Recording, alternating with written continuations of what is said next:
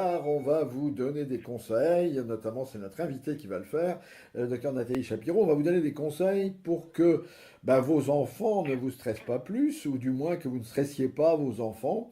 Alors, docteur Nathalie Chapiro, est-ce que vous êtes vous-même stressé? Oh, je suis d'une nature un peu stressée, oui. Mais j'ai Alors, pas d'enfant qui rentre aujourd'hui à l'école. ah bah voilà. Alors, mais qu'est-ce qu'on va faire? Vous êtes auteur de plusieurs livres sur les adolescents, donc vous connaissez bien les ados. Et est-ce que vous avez des conseils à nous donner pour des enfants ou des ados qui sont rentrés et qui sont un petit peu tendus, un petit peu nerveux, qui ont eu du mal à dormir, du mal à manger, du mal à démarrer? Ah, alors, je voulais dire déjà que tous les ados ne sont pas stressés et tout dépend un peu des conditions. Si vous rentrez dans une école que vous connaissez bien, que vous avez déjà vos amis, que vous connaissez les profs, c'est quand même beaucoup plus facile que d'aller vers l'inconnu parce que vous avez déménagé ou que vous faites le grand saut de la primaire au collège ou du collège au lycée. Et là, vous vous retrouvez dans quelque chose de nouveau et c'est la nouveauté qui est un petit peu stressante. Mais il faut voir aussi que les journalistes nous en mettent une couche en disant, en des tas de reportages sur la rentrée, sur les pauvres malheureux qui vont être stressés, les pauvres CP qui vont être testés avec les nouvelles réformes, comme s'ils avaient un examen qui les attendait. Et il y a de quoi mettre un peu la pression sur les parents, alors qu'il faut bien comprendre que c'est juste un moyen pour le prof de connaître le niveau de ses élèves et que ça n'ira pas plus loin. C'est pas parce qu'un élève va pas réussir le test fait dans les premières semaines en CP qu'il sera catalogué comme mauvais élève, alors que le CP c'est justement l'année où on apprend à lire. Donc tout le monde se calme, hein. Ce n'est que le premier jour de la rentrée, j'ai envie de dire ça devrait être le plus cool. L'idée, c'est de remettre peu à peu en place les bonnes habitudes de faire 3 vrais repas à des heures les plus régulières possibles, y compris le week-end, les habitudes de sommeil, et ça on y reviendra tout à l'heure. Et puis aussi, il faut que la rentrée ait un côté sympathique et agréable, hein. Les enfants sortent des vacances, mais c'est aussi la rentrée pour leurs activités de loisirs préférées. Donc, qu'est-ce qu'ils vont choisir comme sport ou comme activité artistique ou autre? Ils ont le choix, c'est un moment sympathique de s'y intéresser et c'est aussi un bon moyen de déstresser. Il n'y a pas que l'école, quoi. C'est tout un tas d'habitudes qui se remet en place. Et alors, comment faire quand il y a un changement d'établissement ou quelque chose de nouveau, ou pire, un déménagement, et là, on ne connaît personne? Déjà, les parents, au lieu de stresser leurs jeunes en disant « Oh là là, tu connais personne, comment tu vas faire ?» il faut être positif. On va essayer de voir ce qui peut être sympa et de mieux qu'avant. Peut-être que la nouvelle maison est plus proche de l'établissement que va fréquenter le jeune et qu'il aura plus besoin de prendre les transports en commun, qu'il pourra y aller en 5 minutes à pied, ça c'est agréable. Peut-être que il va avoir des horaires aussi plus cool, parce qu'on sait bien qu'entre la primaire où c'est cours avec des horaires fixes et la sixième où vous avez souvent une après-midi libre, ça peut être très sympa. Donc ça, c'est des choses positives à ressortir. Pour ceux qui ne sont pas très friands de l'école, le passage au collège, c'est aussi le moment de leur dire, tu sais, tu vas avoir plein de profs différents. Alors, ça demande bien sûr un peu plus d'organisation, mais d'un autre côté, s'il y en a un avec qui tu t'entends pas, tu le verras beaucoup moins souvent qu'avant. Tu le verras que très peu par semaine et tu en auras peut-être d'autres avec qui ça se passera mieux. C'est aussi le moment de leur dire, dans tous les cas, voilà, tu as grandi, tu as pris un an, tu vas avoir un peu plus d'autonomie, peut-être un peu plus d'argent de poche à condition de bien définir à quoi ça sert. Est-ce que c'est l'argent de poche qui sert juste pour les loisirs ou aussi pour prendre le ticket de bus, par exemple? Voilà, donc il y a des tas de choses qui vont changer, mais on peut quand même en tirer déjà les positives. Et puis surtout, quand l'enfant va rentrer le midi ou le soir, selon qu'on le voit le midi ou le soir, ne pas le harceler de questions, lui sauter dessus, parce que ça donne vraiment l'impression de parents hyper stressés. Il vaut mieux le laisser parler, voilà, comment s'est passée ta journée, puis on le laisse raconter au fur et à mesure, mais on ne va pas lui sauter dessus avec 25 questions tout de suite, quoi. Surtout que le jeune, il peut ne pas avoir envie de tout raconter, hein. Il a aussi son jardin intime et c'est normal. Alors Nathalie, c'est donc si nous sommes stressés, c'est parce qu'on regarde la télévision. euh, Bah oui, alors donc ce sont les journalistes qui stressent les parents. Bon, Un petit d'accord. peu, Et avec des quel, reportages. et quel stress les enfants? C'est une espèce de cascade de stress alors. On Bon, a l'impression des fois que si on n'est pas stressé, c'est pas normal, alors que c'est l'inverse, quoi. Mais est-ce que c'est pas la meilleure façon de stresser les autres que c'est déstresser soi-même? Peut-être, je ne sais pas, mais en tout cas, il y a un des facteurs sur lesquels les parents peuvent et doivent agir, c'est le sommeil. On sait que Alors, quand le on manque sommeil, on de va en parler, sommeil, mais hum, Nathalie, vous dites, est-ce qu'il n'y a pas un moyen, par exemple, en discutant avec ses enfants, qui posent des questions, d'abord de ne jamais susciter de questions qu'ils ne posent pas, et ensuite leur parler de sa propre expérience? Parce que quand on a été parent, en général, on a été enfant, et est-ce que pas leur parler de l'expérience de la jeunesse, de ce qui s'est passé quand on était soi-même on peut leur enfant? parler de comment c'était quand on était jeune, des choses bien et moins bien, mais il faut faire attention parce qu'on peut être aussi très stressant en disant ah, moi j'étais un super élève, j'étais premier de ma classe, j'avais des 20 partout, les profs m'adoraient. Là, ça met la barre très haute. Hein. Oui, mais ça, c'est pas une façon de comporter. D'abord, c'est C'est pas une souvent pas façon de vrai. déstresser. C'est souvent faux en plus. Donc, non, non, mais de raconter que bah, soi-même, on était un peu stressé quand on recommençait l'école, que même l'école était plus difficile, que maintenant on est quand même plus proche, que c'est quand même plus proche des enfants, que c'est des conditions de vie un peu plus agréables. Mais bon, non, échanger est souvent un moyen de faire baisser la pression, non?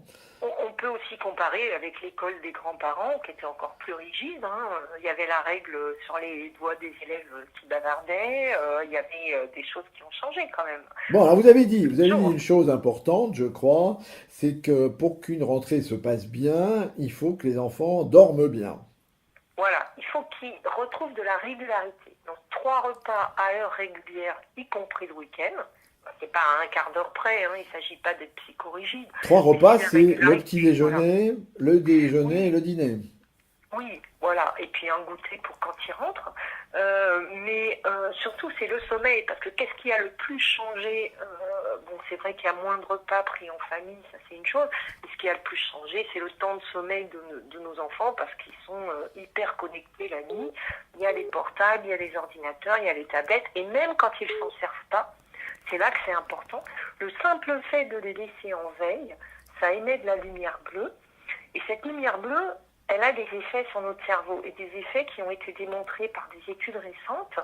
Par exemple, euh, quand il y a de la lumière bleue, hein, donc c'est un simple ordinateur qui n'a pas été éteint, eh bien, les cellules de la rétine envoient un message au cerveau et elles vont avoir des effets. Voilà, qu'est-ce qui se passe? Normalement, quand c'est la nuit, quand vous dormez, eh ben, il y a le taux de mélatonine qui augmente, la température diminue, on sombre dans le sommeil et on n'a pas faim.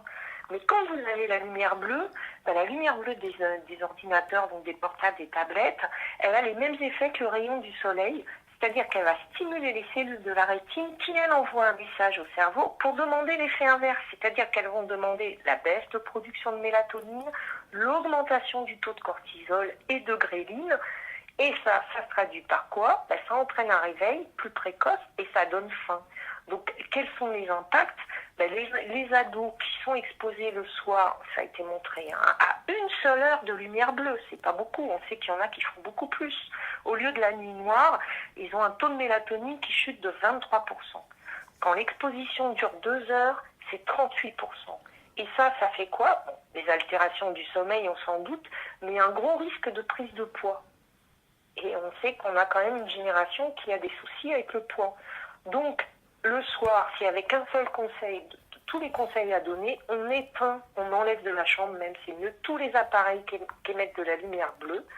Et on donne un livre à lire si l'enfant n'arrive pas à s'endormir tout de suite, ou on raconte une histoire pour les plus jeunes, mais on va gagner énormément en santé et le lendemain, il se réveillera bien.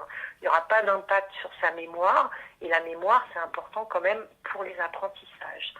Par ailleurs, le reste de la journée, ben, on organise voilà, les repas, je disais, réguliers, mais c'est aussi important d'avoir des activités de loisirs. Hein, tout le monde n'est pas forcément bon à l'école, mais c'est important d'être bon quelque part pour l'estime de soi. Donc on peut être bon au judo, à la course à pied, enfin peu importe. Après, il faut que ce soit quelque chose qui plaise ou en musique. Et puis en plus, on va se faire d'autres amis que juste ceux de l'établissement. Donc c'est bien aussi d'avoir différents groupes d'amis.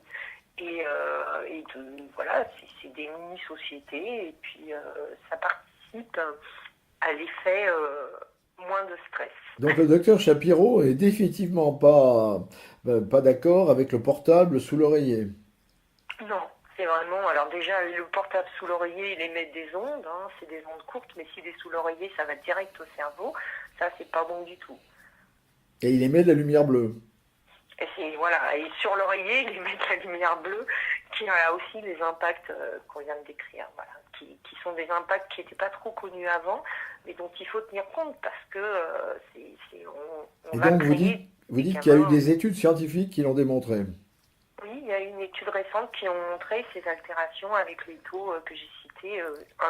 Une chute de 23%, c'est quasi un quart de la mélatonine pour une seule heure de lumière bleue. Oui, c'est étonnant, hein. Donc c'est énorme. C'est D'accord. énorme comme impact. Eh bien, écoutez, je crois que on va éteindre la lumière bleue, hein. On va fermer la lumière bleue définitivement. Là, on parlait de lumière verte avant, maintenant c'est la lumière bleue. Eh bien, fermer les lumières bleues, non, non, mais c'est très important, on en plaisante, mais je crois que c'est très sérieux.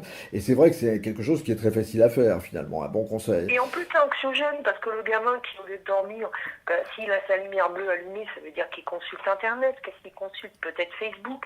C'est comme ça qu'il y a les groupes, vous savez, où il stresse parce que le voisin, il a 40 000 amis, entre guillemets, parce que c'est jamais des amis, et eux vont n'en avoir que 4. Hein, cette course à la popularité fictive, virtuelle, elle est infernale. Et il y a des gamins qui n'en dorment plus parce qu'ils ont l'impression qu'ils ne sont pas populaires sur Facebook. Mais c'est pas ça la vraie vie.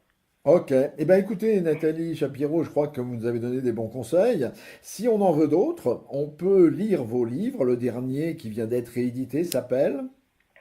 Alors, c'est un qui est réédité, c'est Génération Ado, le Dico chez Bayard. Et Oui. sinon, le dernier, c'était Question Ado, mais qui traite moins des affaires de scolarité. Question Ado chez Bayard, qui concerne les questions que se posent les adolescents. Eh bien, écoutez, merci Nathalie Shapiro. Je crois qu'on n'a plus qu'à, hein. On n'a plus qu'à fermer la télévision et aussi la lumière bleue, bien sûr, hein. Merci Nathalie et on vous souhaite une bonne journée et une bonne rentrée. Bonne rentrée Merci. aussi, Au Jacques. revoir.